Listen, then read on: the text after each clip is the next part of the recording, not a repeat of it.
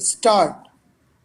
Now, sir, honorable members will recall that the bill was introduced in the House of the People on the 2nd September 1953.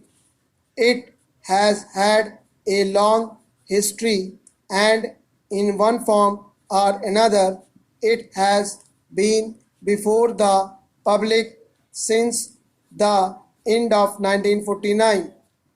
In the statement of objects and regions, the various stages through which the bill has passed since 1946 have been summarized, and I need not recapitulate on this occasion the circumstances in which the then Government of India took the decision in early 1946 to initiate an inquiry into the reform of our company law.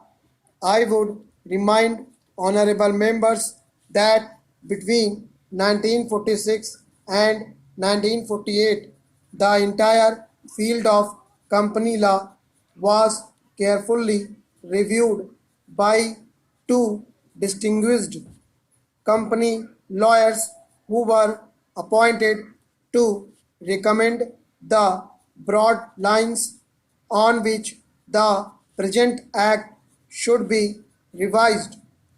Their recommendations were examined in the then Ministry of Commerce, and certain tentative departmental views which emerged were circulated in a comprehensive memorandum to all recognized trade and industrial associations, bar associations, the high courts, and the state governments.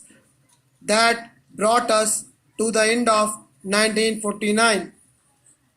Many representations on this memorandum were duly received from chambers of commerce, trade and industrial associations, state governments, and the general public.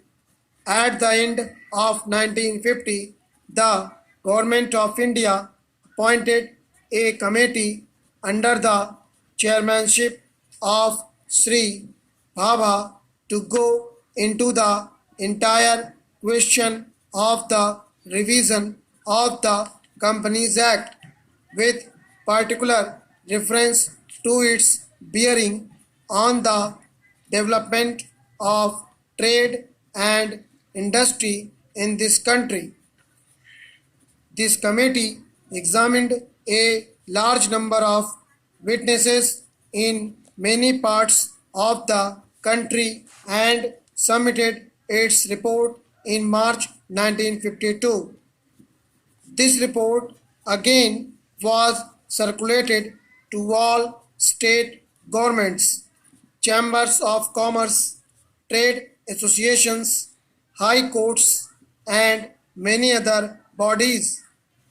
At the same time, a special officer was appointed in the Department of Economic Affairs, Ministry of Finance, to examine the report in the light of the views received from the interested public and to submit proposals to government for the revision of the present act.